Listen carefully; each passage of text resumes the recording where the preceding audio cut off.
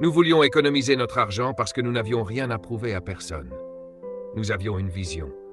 Nous avons pris notre argent, nous avons acheté un terrain dans un emplacement exceptionnel où la valeur ne cesse d'augmenter. Pendant que nous vivions chez ma belle-mère, nous avons construit notre propre maison avec notre propre argent. Aujourd'hui, cette maison vaut plus de 1,2 million de dollars, entièrement payée. Nous avons 3 voitures, toutes payées. Nous possédons des biens immobiliers d'une valeur de plus de 2 millions de dollars, entièrement payés. Et toi, tu es encore fauché. Pourquoi? Parce que tu dis « Je suis trop fier pour vivre chez ma belle-mère ». Non, ce n'est pas de l'orgueil, c'est un manque de discipline. Tu sais pourquoi Dieu permet parfois les crises? Pour te renvoyer dans la classe que tu as ratée. Tu dis « Je dois retourner vivre chez ma mère ». Dieu dit « Oui, tu as raté ce cours. Retourne apprendre à économiser. Arrête de te comparer à des gens qui ne valent même pas la peine d'être comparés. Les Jones vivent à crédit. Alors oublie les apparences, oublie les boissons de luxe et suis le plan de Dieu. La gestion. Tu as une entreprise? Quand l'argent entre, ne le dépense pas sur toi. Réinvestis-le dans l'entreprise. Fais grandir l'entreprise. Gère-la correctement. Parce que si tu es discipliné aujourd'hui, tu récolteras plus tard. Reprenons ce verset. La richesse des méchants est réservée aux justes. Les traductions disent toutes la même chose. Dieu dit à son peuple, devinez quoi? Les méchants ont votre argent. Ce verset n'est pas une fierté, c'est une honte. Ne le cite pas avec orgueil. Dieu dit clairement, les méchants ont ce qui vous appartient. Je lui ai demandé un jour, Seigneur, s'ils ont ce qui est à moi, comment l'ont-ils obtenu? Il m'a répondu, je leur ai donné. Pourquoi? Parce qu'ils sont de meilleurs gestionnaires que vous. Dieu ne donne pas l'argent aux gens qui chantent le plus, ni à ceux qui parlent le plus en langue, ni à ceux qui crient le plus à l'église. Dieu donne l'argent aux gestionnaires. C'est pour cela que beaucoup de croyants travaillent pour des personnes impies. Cela n'a aucun sens que des fils et filles de Dieu travaillent pour des gens qui ne connaissent pas Dieu. Si tu es obligé de recevoir ton salaire d'un pêcheur, c'est qu'il y a un problème de gestion quelque part. L'argent est facile à obtenir. Dieu sait exactement qui le possède et pourquoi. Le pire poison qui soit entré dans l'Église, c'est cette doctrine étrange qui dit « l'argent vient à moi ». Tu ne te tiens pas au milieu de la vie en répétant « l'argent vient à moi ». Tu déclares ça depuis 1992. Tu n'as toujours pas de maison, pas de voiture, et tu prends encore le bus. Il est temps de comprendre. Tout le monde répète « gestion ». Seigneur, enseigne-moi à gérer. Dieu donne aux méchants, non parce qu'ils sont saints, mais parce qu'ils savent gérer. La Bible dit « des mains paresseuses appauvrissent, mais des mains diligentes enrichissent ». La diligence, c'est la gestion. Le paresseux convoite et n'obtient rien, mais les désirs des diligents sont pleinement satisfaits. Quand tu cherches l'argent rapide, il s'éloigne. Quand tu gères correctement, le profit arrive. Pas la prophétie. Le profit. Dieu ne te donne pas de l'argent par la prophétie. Il te donne des idées. Chaque fois que tu pries pour l'argent, Dieu te répond par une idée. Mais ton problème, c'est que tu es trop religieux. Tu veux du cash, Dieu te donne une stratégie. L'argent suit la gestion. Toujours. Ce n'est pas l'argent qui te manque. Ce qui te manque, c'est la gestion des idées.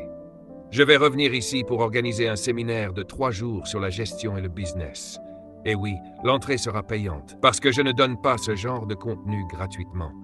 Tout ce qui est gratuit perd sa valeur. C'est triste de voir que lorsqu'une église organise un séminaire et demande une participation, les croyants se fâchent et disent qu'on vend l'évangile. Pourtant, les mêmes personnes veulent tout recevoir sans jamais investir. Dimanche prochain, je pars au Nigeria pour animer 5 jours de séminaire. Une entreprise a déjà payé 10 000 $ avant même mon arrivée. Et pendant ce temps, certains croyants ne veulent même pas donner une offrande. Si tu ne mets pas de valeur sur quelque chose, cela n'aura aucune valeur pour toi. C'est pour cela qu'on fait payer. Le prix crée la valeur. Je pourrais distribuer mes livres gratuitement, je n'ai pas besoin de cet argent. Mais si je le faisais, tu ne les lirais pas. Gratuit, sans valeur. Ne dis plus jamais que le salut est gratuit. Ce n'est pas vrai. Il a coûté une vie. Et pour l'obtenir, il te coûte ta propre vie. Ce n'est pas gratuit. La Bible dit, Open quote. L'argent gagné malhonnêtement diminue, mais celui qui amasse peu à peu le voit croître. Close quote. La richesse se construit petit à petit. Même économiser 5 dollars par jour peut changer toute une vie. Sur 10 ans, cela peut devenir un apport pour une propriété. La vérité, c'est que tout le monde a déjà été millionnaire. L'argent est déjà passé entre tes mains, mais tu ne sais pas aujourd'hui où il est allé. Le problème n'est pas l'argent, c'est le manque de sagesse. Jésus dit qu'on ne peut pas servir Dieu et l'argent. Celui qui aime l'argent n'en a jamais assez. Plus tu poursuis l'argent, plus il te fuit. La Bible dit aussi que l'argent répond à tout. Cela signifie que l'argent explique beaucoup de problèmes. Les conflits dans le couple, les difficultés dans l'Église, les tensions dans la vie. Souvent, quand on analyse, on découvre une mauvaise gestion, un détournement ou une mauvaise délégation. Avoir de bonnes idées ne suffit pas. Il faut de l'argent pour transformer les idées en résultats. Dans Luc 16, Jésus donne un véritable séminaire sur la gestion. Un gestionnaire est renvoyé parce qu'il gaspillait les biens de son maître. Dieu demande toujours, open quote, « Rends compte de ta gestion ». Close quote. Oui, Dieu peut retirer une position à quelqu'un à cause d'une mauvaise gestion. Ce n'est pas le diable qui détruit beaucoup de vies, c'est la mauvaise gestion. Jésus montre que lorsque le gestionnaire a commencé à agir avec sagesse, le maître l'a félicité. Pourquoi? Parce qu'il a appliqué ce qu'il savait déjà. La sagesse, ce n'est pas la connaissance. La sagesse, c'est l'application. Le monde réussit souvent mieux que les croyants parce qu'il applique.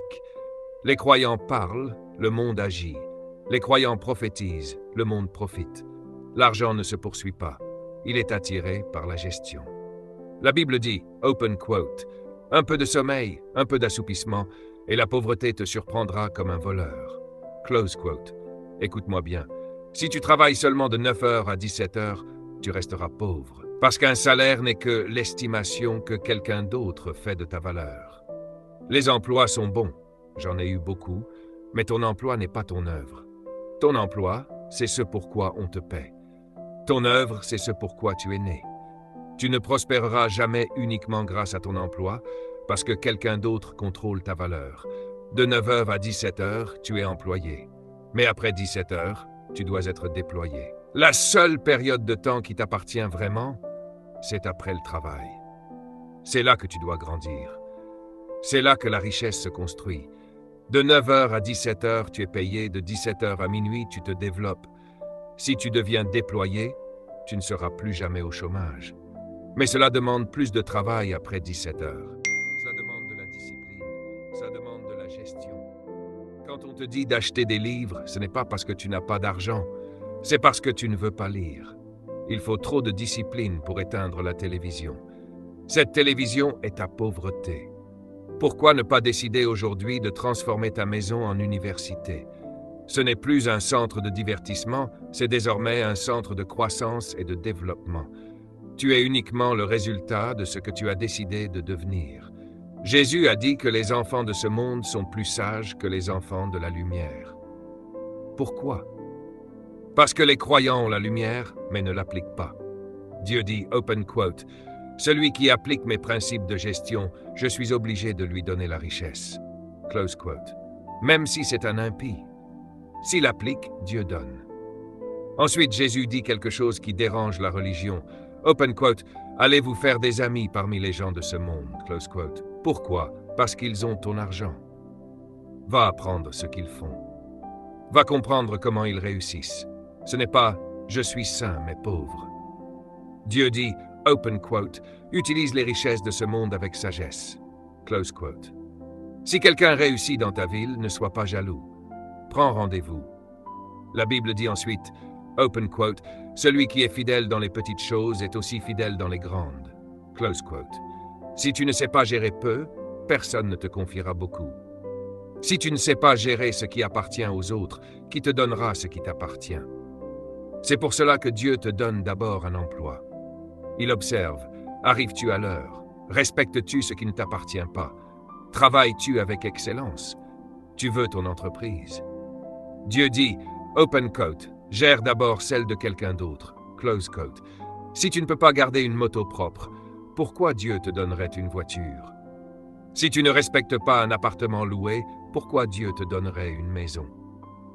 Les temps difficiles révèlent toujours si tu étais un bon gestionnaire ou un mauvais gestionnaire. On peut tromper pendant longtemps, mais les crises exposent toujours la vérité. Les principes de la gestion à retenir. 1. La gestion est la mission principale de l'homme. 2. Tout ce que tu ne gères pas, tu le perdras. 3. La mesure principale de la confiance de Dieu, c'est la gestion. 4. Dieu donne davantage à une gestion efficace. 5. La gestion attire les ressources. 6. Dieu ne te donnera que ce que tu peux gérer. Argent, ressources, personnes, opportunités. Les crises ne sont pas une malédiction pour les gestionnaires, elles sont une récolte.